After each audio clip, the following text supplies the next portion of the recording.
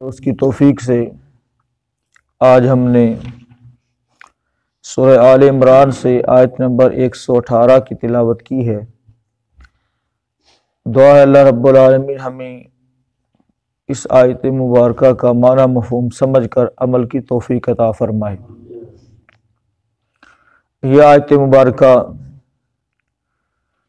जिसमें अल्लाह रब्बुल आलमीन ने अहले ईमान को एक ख़ास नसीहत की है, और ये नसीहत ऐसी है कि अगर मुसलमान इस पर वाक़यातन अमल कर लें तो बहुत सारे शुरूर से, बहुत सारी परेशानियों से और दुश्मन की बहुत सारी साजिशों से वो बच सकते हैं। अल्लाह रब्बुल आलमीन ने क्या नसीहत की है, तर्जुमा देखेंगे बात समझ आएगी। फरमाया या अय्युहल्लज़ीना आमनू, या हरफ निदा है, अय्युहा हरफ तंबी है। ए अल्लज़ीना वो लोगो, आमनू जो ईमान लाए हो, ए लोगो जो ईमान लाए हो, ला तत्तखिज़ू मत बनाओ, बितानतन दिली दोस्त, मिन दूनिकुम अपने सिवा, यानी अपनी कम्युनिटी मुसलमान ईमान वालों के सिवा किसी को भी अपना दिली दोस्त मत बनाओ। ला यअलूनकुम नहीं वो कमी करते तुम्हारे लिए, खबाला बर्बाद करने की, यानी मुस्लिम कम्युनिटी को छोड़कर, ईमान वालों को छोड़कर अगर तुम किसी भी गैर मुस्लिम को, यहूद व नसारा में से, अल्लाह के बागियों में से किसी को भी अपना दिली दोस्त बनाओगे, उनको अपना आइडियल समझोगे, तो वो तुम्हें बर्बाद करने में कोई कमी नहीं छोड़ेंगे। वद्दू वो चाहते हैं, मा अनित्तुम कि तुम हमेशा मुश्किल में पड़े रहो, वो चाहते हैं कि तुम फंसे ही रहो, कोई आसानी तुम्हारे लिए ना हो सके। क़द तहकीक बदतिल बग़ज़ाउ ज़ाहिर हो चुकी, ये बात अल्लाह ताला ने ऐसे नहीं कही, बल्कि इसको बहुत से ज़िरक मुसलमान और अक्ल शऊर वाले मुसलमान, उनके ऊपर ये बात वैसे भी प्रैक्टिकली भी वाज़े हो चुकी है। क़द तहकीक बदतिल बग़ज़ाउ ज़ाहिर हो चुकी दुश्मनी उनकी, मिन अफ़वाहिहिम उनके मुँहों से, यानी इसका वो गाहे बगाहे इजहार कर चुके हैं, और वो इजहार किसी न किसी शक्ल में मुसलमानों तक पहुँच भी चुका है। वमा तुख्फी और जो कुछ वो छुपा रहे हैं, सुदूरुहुम अपने सीनों में, अकबरू वो और ज़्यादा बड़ा है। वो तो जो कुछ उन्होंने ज़ुबानों से ज़ाहिर किया है उससे कहीं बड़ा जो है दुश्मनी और अदावत का मंबा जो है उनके सीनों के अंदर है, जिसको उन्होंने छुपाया हुआ है, और वक़्त आने पर जब वो कुदरत हासिल करेंगे तो उसको भी ज़ाहिर करेंगे। क़द तहकीक बय्यन्ना खोल कर बयान कर दी हैं, लकुम तुम्हारे लिए हमने, अल आयाती आयात हमने तुम्हारे लिए आयात खोल कर बयान कर दी, इन कुन तुम अगर हो तुम, ताक़िलून समझते, अगर तुम अकल रखते हो, समझते हो, तो फिर अल्लाह ताला ने तो वाज़े कर दिया है तुम्हारे वो कभी भी दोस्त नहीं हो सकते। जिस कदर मर्जी मक्खन शक्खन लगा के वो तुम्हारे करीब हो, जिस कदर मर्जी तुमसे अपनी वफादारियां शो करे, लेकिन हकीकत ये है कि उनके दिलों में तुम्हारे खिलाफ नफरत है, बुग़्ज़ है, तबाग़ुज़ है, और वो कभी भी तुम्हारे करीब नहीं आ सकते, तुम्हारे हमदर्द नहीं हो सकते। तर्जुमा दोबारा से देखें, या अय्युहल्लज़ीना आमनू ए लोगो जो ईमान लाए हो, ला तत्तखिज़ू मत बनाओ, बितानतन दिली दोस्त, मिन दूनिकुम अपने सिवा किसी को, ला यअलूनकुम नहीं वो कमी करते नुकसान पहुँचाने में, खबाला तुम्हें बर्बाद करने में, वद्दू वो चाहते हैं, मा अनित्तुम कि तुम मुसीबत में ही पड़े रहो, क़द तहकीक बदतिल बग़ज़ाउ वाज़े हो चुकी, ज़ाहिर हो चुकी उनकी दुश्मनी, अल-बग़ज़ा शदीद दुश्मनी को कहा जाता है। मिन अफ़वाहिहिम उनके मुँहों से, यानी वो गाहे बगाहे कहीं ना कहीं इस बात का इजहार करते हैं कि सानू मौका मिलन दो, असी देखो किवें इन्हां वढ़ दे टुकने हैं, सानू मौका मिलन दो, असी किवें इन्हां तबाह करने। इस तरह की बातें वो अपने मुँहों से कर चुके हैं और ये इस बात की निशानी है कि उनके दिलों में वमा तुख्फी और जो कुछ वो छुपाते हैं सुदूरुहुम अपने सीनों में अकबरू वो कहीं ज्यादा बड़ा है, वो कहीं ज्यादा वो और ज्यादा बड़ा है जो उनके सीनों के अंदर है। कद तहकीक बय्यन्ना खोल कर बयान कर दिया हमने लकुम तुम्हारे लिए अल आयात आयात इन कुंतुम अगर हो तुम ताक़िलून कुछ समझते अकल रखते। मोहतरम भाइयों, आज का जो हमारा सबक है इसमें अल्लाह रब्बुल आलमीन ने अहले ईमान को तंबीह कर दी है, वाज़ेह फरमा दिया है कि कोई भी ईमान वाला कुफर की तरफ हरगिज़ मेलान न रखे, उनके साथ दोस्ती की तमन्ना भी ना करे, दोस्ती की तमन्ना भी ना करे। और अगर कोई शख्स कुफर की तरफ मेलान रखता है, उनकी तहजीब को पसंद करता है, उनके हेयर स्टाइल, उनका लिबास, उनका गेटअप, उनके तौर तरीके, उनकी माशरत, उनकी मईशत और ज़िंदगी के हर शोबे में उनको वो आइडलाइज करता है और उनकी तरफ जाने की कोशिश करता है, या फिर दिल के अंदर ही अपने ये बात रखता है, तो गोया उसने कुरान के इस वाज़े हुक्म की नाफरमानी की है, मुखालफत की है, जिससे अल्लाह ताला ने क्या किया है, मना किया। ए ईमान वालों, वैसे भी चूँकि पहले भी हम तफसीर के अंदर पढ़ चुके हैं कि अब्दुल्ला बिन अब्बास रज़ियल्लाहु ताला अन्हु फरमाया करते थे कि जब भी कुरान मजीद में आयत या अय्युहल्लज़ीना आमनू से आए तो ईमान वालों को पूरी तवज्जो के साथ उस बात को सुनना चाहिए, क्योंकि या तो अल्लाह ताला किसी बात का हुक्म दे रहा होगा, वो काम मुसलमानों के लिए करना ज़रूरी होगा, या फिर किसी बात से अल्लाह ताला ने मना किया होगा।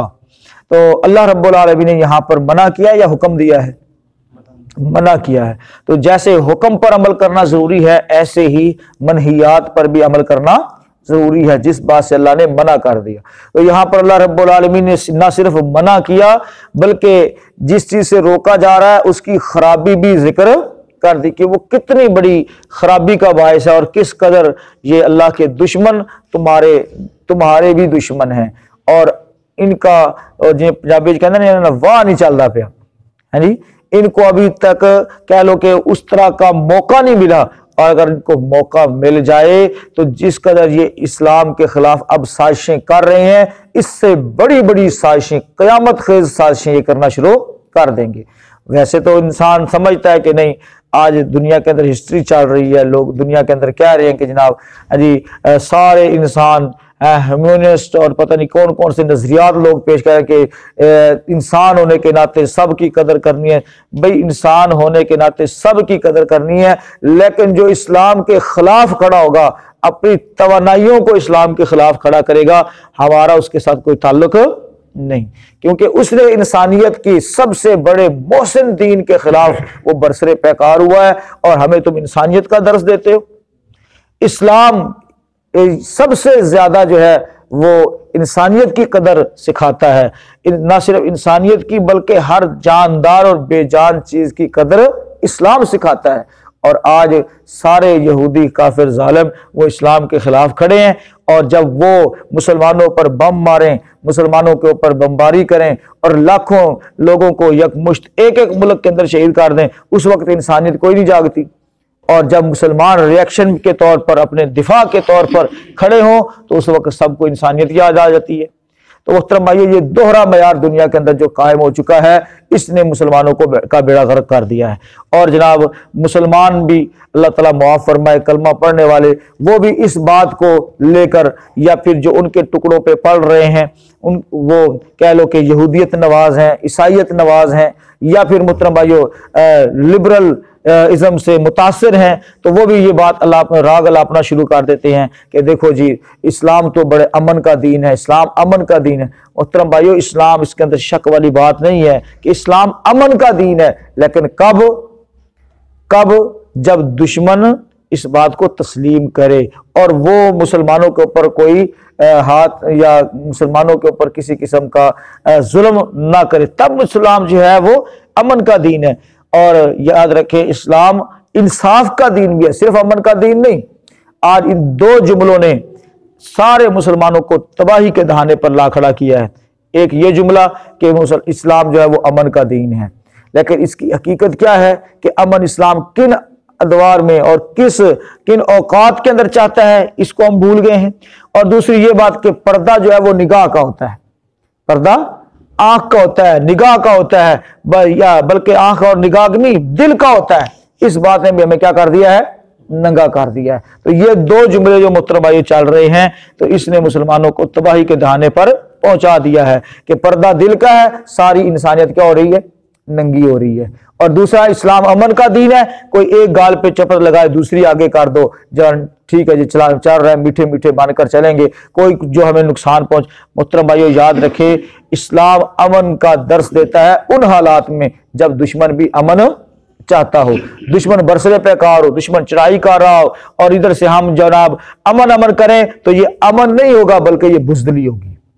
क्या होगी, बुज़दिली होगी, और बल्कि दूसरे लफ्जों में बेगैरती होगी। इस्लाम बेगैरती का दर्स और बुज़दिली का दर्स नहीं देता। इसलिए पहले नंबर पर जरूरी है कि हम अपने दिलों के अंदर अल्लाह के दुश्मन यहूदी और नसारा, उनके खिलाफ नफरत रखे और उनको अपना दिली दोस्त हरगिज़ ना बनाए। दिली दोस्त कैसे बनाया जाता है? अब ये भी एक सवाल है कि दिली दोस्त क्या हम उनकी दावतें पका रहे हैं? मोहतरम भाइयों, दावतें तो कोई भी नहीं पका रहा, कोई भी मुसलमान नहीं पका रहा, ना उनको बुला रहा है। तो दिली दोस्त से मुराद क्या है कि उनके गेटअप को पसंद किया जा रहा है, उनके जो लोग हीरो है उनको हम अपना हीरो समझ रहे हैं, हम उनको कॉपी कर रहे हैं, हर एक चीज के अंदर उनको कॉपी किया जा रहा है, पसंद किया जा रहा है, उनके मामलात को यूरोप की तरफ ललचाई नजरों से देखा जा रहा है। तो ये भी क्या है, ये दिली दोस्ती है। साफ जरा बंदा उसकी तरफ खिंच कर जाता है जिसके बारे में दिल में क्या होती है, मोहब्बत होती है। तो अल्लाह ताला ने फरमाया उनको दिली दोस्त नहीं बनाना।